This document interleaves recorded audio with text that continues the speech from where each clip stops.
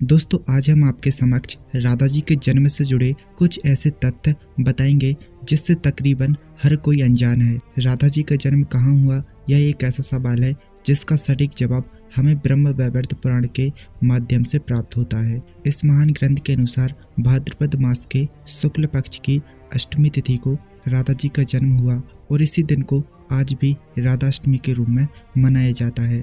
माना जाता है कि इसी दिन ब्रज में श्री कृष्ण की प्रेयसी राधा का जन्म हुआ था। परंतु राधा के जन्म की कहानी साधारण नहीं है, अपितु चमत्कारी है। ब्रह्म वैवर्त पुराण के अनुसार राधा भी श्री कृष्ण की तरह ही अनादि और अजन्मी है।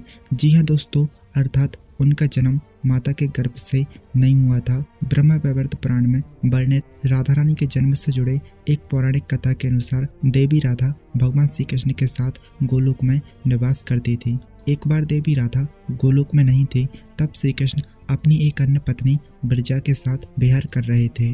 राधा को इसकी जैसे ही सूचना मिली, वह गोलोक लौट आई। इन्होंने ब्रजा को श्री कृष्ण के संग विहार करते हुए देखा तो कृष्ण को भला बुरा कहने लगी। राधा को क्रोधित देखकर ब्रजा नदी बनकर वहां से चली गई। परंतु राधा का क्रोध श्री कृष्ण के सेवक और मित्र श्री दामा को सहन नहीं हुआ। बताया जाता है कि उन्होंने राधा से ऊंची आवाज में बात की और उन्हें अपमानित भी किया। इससे देवी राधा और क्रोधित हो गई और क्रोधावस्था में श्री दामा को यह श्राप दिया कि अगले जन्म में वे एक राक्षस कुल में जन्म लेंगे। श्री दामा ने भी आवेश में आकर देवी राधा को पृथ्वी पर मनुष्य रूप में जन्म लेने का श्राप दे दिया। इस श्राप के कारण श्री दामा शंखचूड़ नामक असुर बना और देवी राधा को कीर्ति और वृषभानु जी की पुत्री के रूप में जन्म लेना पड़ा। लेकिन इनका जन्म देवी कीर्ति के गर्भ से नहीं हुआ था। कथा के अनुसार जब श्री दामा और राधा ने एक दूसरे को श्राप दे दिया, उसके बाद श्री कृष्ण चिंता में ग्रस्त राधा के पास आए और उनसे कहा कि देवी, आप पृथ्वी पर जन्म तो लेंगी लेकिन हमेशा मेरे आसपास ही रहेंगी। वे आगे बोले, आपको गोकुल में देवी कीर्ति और वृषभानु जी की पुत्री के रूप में जन्म लेना होगा। वहाँ तुम्हारा विवाह रायन नामक एक वैश्य से होगा और सांसारिक तौर पर तुम रायन की पत्नी कहलाओगी और रायन मेरा ही अंश होगा। राधा रूप में तुम मेरी प्रिया बनकर रहोगी और कुछ समय तक आपको मेरा वियोग भी सहना होगा। इसके बाद भगवान श्री कृष्ण ने राधा से कहा कि अब वृषभानु के घर में जन्म लेने की तैयारी करें। परिणाम स्वरूप संसार की दृष्टि में राधा की माता कीर्ति गर्भवती हुई, लेकिन उनके गर्भ में राधा ने प्रवेश नहीं किया।